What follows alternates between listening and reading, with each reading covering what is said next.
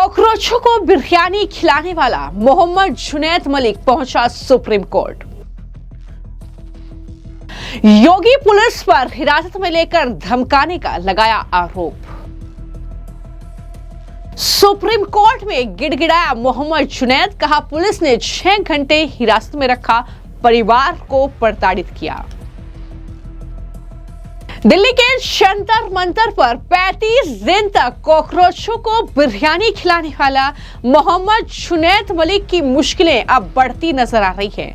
योगी police के action के बाद अब बड़ी खबर यह है कि मोहम्मद जुनैद ने सुप्रीम कोर्ट का रुख कर लिया है। जी हां, सुप्रीम कोर्ट में उसने एक याचिका दायर की है जिसमें उसने आरोप लगाया है कि पुलिस ने उसे रास्ते से उठाकर करीब 6 घंटे तक हिरासत में रखा, उसे धमकाया और बाद में देहरादून रोड पर सुनसान जगह पर छोड़ दिया। गाजियाबाद और मेरठ पुलिस पर उसने आरोप लगाया है अपनी याचिका में। जुनैद का कहना है कि पुलिस अधिकारियों ने उन्हें दिल्ली से उठाया और 5 से 6 घंटे तक एक गाड़ी में बिठाकर रखा। इस दौरान उन्हें धमकाया और डराया और आखिर में देहरादून रोड पर एक दूर जगह पर जाकर छोड़ दिया। जुनैद का कहना है कि पुलिस ने उनके परिवार को भी बिना कानूनी प्रक्रिया अपनाए परेशान किया और सुप्रीम कोर्ट से परिवार के खिलाफ अब वो कार्रवाई पर रोक लगाने और पूरे मामले की कानून के मुताबिक जांच कराने की मांग कर रहे हैं। तो सुप्रीम कोर्ट में मोहम्मद जुनैद ने जो ये याचिका दायर की है, इसमें योगी पुलिस का जो एक्शन उन पर हो रहा है, जो भी पूछताछ हो रही है, उससे दरअसल डर कर कह सकते हैं या तो ये याचिका पहुंची है या फिर वो पुलिस एक्शन से कहीं ना कहीं इतने ज्यादा बौखला गए हैं कि ये याचिका उन्होंने दायर की है। दरअसल मोहम्मद जुनैद जो कि एक मोबाइल की दुकान करते हैं और उन्होंने 35 दिन तक जंतर मंतर पर वहां जो प्रोटेस्ट चला वहां पर खाना खिलाया। आखिर उनके पास इतना फंड कहां से आया कि उन्होंने इतने दिन तक वहां पर जो है बिरयानी खिलाई, पिज्जा, बर्गर उन्होंने खिलाया है कॉकरोचों को? ये बड़ा सवाल है और कहीं ना कहीं इसी की तफ्तीश करने के लिए योगी पुलिस ने उन पर कार्रवाई भी की है। अब जुनैद का यह भी कहना है कि गाजियाबाद पुलिस ने उनके पिता को हिरासत में लिया, उनके घर पर छापा मारा। आरोप है कि पुलिस मेरठ में उनकी शादीशुदा बहन के घर भी गई, उनके ससुर और देवर को उठा ले गई।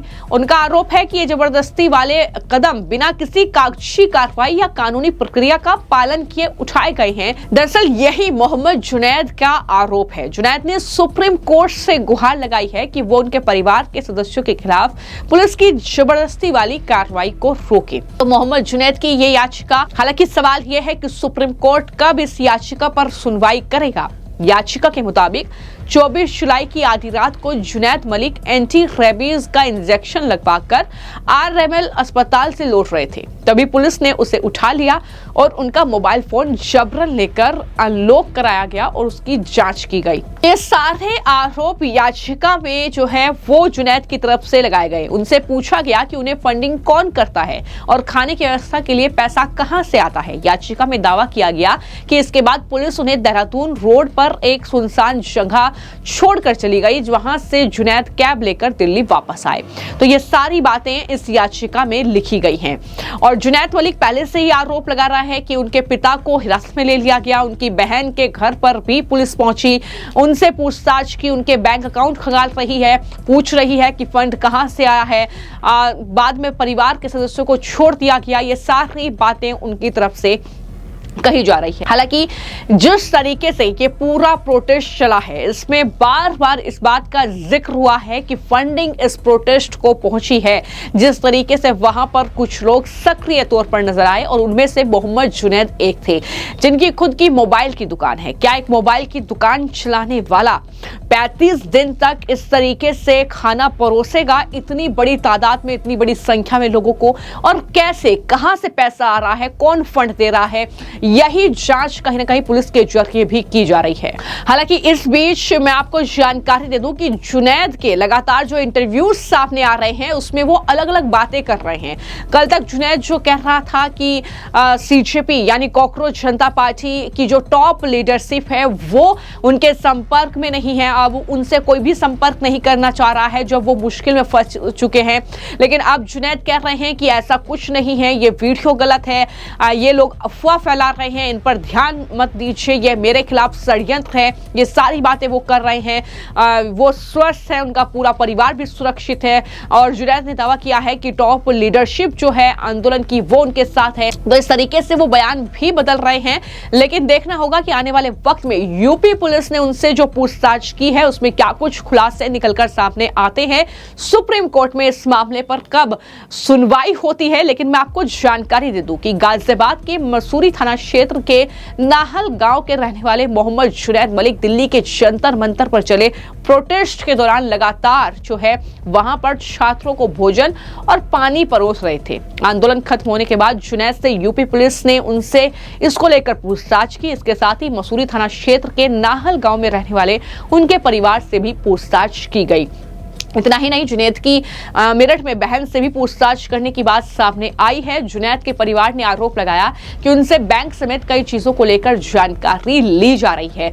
तो कहीं ना कहीं ये तफ्तीश चल रही है। आने वाले वक्त में इस मामले में क्या होगा ये कहीं ना कहीं देखना होगा। देखिए, सुप्रीम कोर्ट अगर कुछ युवाओं के हित में कर रही है तो हम वेलकम करते हैं ऐसे ऑर्डर्स को या जजमेंट्स को, लेकिन सुप्रीम कोर्ट जो कर रही है वो अपने तरीके से कर रही है, अपने आइडिया के हिसाब से कर रही है, वो करते रहे।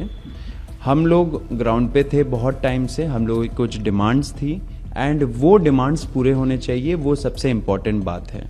हमारा जो एक जो की डिमांड था वो था कि एफआईआर सारे विड्रॉ होंगे सारे प्रोटेस्टर्स के खिलाफ एंड फ्यूचर में भी कोई ऐसे एक्शन, रिटेलिएटरी मेजर, कोई भी एक्शन सरकार नहीं लेगी किसी भी प्रोटेस्टर के खिलाफ। अगर एंड ये लिखित में जो रिटर्न गारंटी होना चाहिए वो आ जाना चाहिए आज तक, मतलब कि ट्यूसडे तक आ जाना चाहिए। तो जितने भी सारे डिटेनीज थे, अरेस्टीज थे, उन सबको फ्री करना चाहिए, ये हमारा एक मुख्य डिमांड था। अब अगर उस पे हम लोगों ने ये नहीं बोला कि कोई माइनर है तो तभी आप उसको रिलीज करिए, या किसी के ऊपर पहले से एफआईआर है तो उनको मत रिलीज करिए, ये सब हमारा कोई डिमांड नहीं था। एंड सरकार को भी समझना चाहिए कि हमारा जो डिमांड है वो जैसा गारंटी दिया था, जैसे देश के सामने उस प्रेस कॉन्फ्रेंस में दोनों मिनिस्टर्स ने गवर्नमेंट ऑफ इंडिया के बिहाफ पे जो एग्री किया था, वैसे ही डिमांड आपको रखना पड़ेगा। अभी अगर सुप्रीम कोर्ट बोल रही है कि जिनके ऊपर एफआईआर्स है पहले से उनको मत छोड़िए, तो वो हमें मंजूर नहीं है। हमारा जो डिमांड है वो क्लियर है एंड उसी के हिसाब से होना चाहिए, क्योंकि उसी चीज पे एग्रीमेंट भी हुई थी। आपने अभी मेंशन किया कि आज ट्यूसडे तक वो आ जाना चाहिए था, जो बातचीत वाला था, तो अभी उसमें कुछ वेट आप कर रहे हैं या एक्सपेक्ट कर रहे हैं कि आज आ ही जाएगा, और उसको लेकर थोड़ा सा? देखिए, कल हमें बहुत सारे पैनिक रिपोर्ट्स मिल रहे थे, स्पेशली बिहार से, कि बहुत सारे बच्चों को डिटेन किया जा रहा है, अरेस्ट किया जा रहा है, जेल भेजा जा रहा है। तो इसके वजह से हमें लगा कि शायद सरकार अपने गारंटीज पे अमल नहीं करेगी। इससे हम लोगों ने कल शाम को एक प्रेस कॉन्फ्रेंस भी किया एंड उसमें हमने ऐलान किया कि अगर सरकार अपना जो उन्होंने जबान दिया है वो नहीं रखती है तो हम फोर्स हो जाएंगे फिर से एक बड़ा प्रोटेस्ट कॉल करने का दिल्ली में। तो फिर क्या हुआ कि कुछ घंटे बाद सरकार के जो रिप्रेजेंटेटिव्स है उन्होंने रीच आउट किया, उन्होंने बोला कि बातचीत करनी है, तो हम मिले, रात 10 बजे मिले, 1 बजे तक वो मीटिंग चली एंड उसमें यही डिसाइड हो रहा था कि कैसे रिलीज होंगे, कौन कौन गवर्नमेंट्स ऐसे गारंटी रिटर्न गारंटी वो लोग नोटिफिकेशन निकालेंगे। आपने देखा कि बिहार ने भी निकाला, असम ने भी निकाला, तो हम लोग उसी चीज़ पे चर्चा कर रहे थे कौन कौन से ऐसे स्टेट गवर्नमेंट्स होंगे जो निकालेंगे एंड क्या लैंग्वेज यूज़ होना चाहिए उसमें, क्योंकि हमें यही आशंका थी कि अगर हम लोग कुछ केवियट डाले या कंडीशंस डाले कि पहले के एफआईआर्स नहीं होने चाहिए या पीसफुल प्रोटेस्ट, मतलब कि पीसफुल वर्ड यूज़ किया, तो फिर पुलिस के पास पूरे पावर्स आ जाएंगे कि किसी को भी जो वो पसंद नहीं करते उसको नॉन पीसफुल प्रोटेस्टर बोल देंगे। तो हमने बोला कि सारे प्रोटेस्टर्स जो भी इस मूवमेंट में जुड़े थे उनके खिलाफ कोई एफआईआर नहीं होना चाहिए, एफआईआर विड्रॉ होने चाहिए, फ्यूचर में भी कोई एक्शन नहीं होना चाहिए।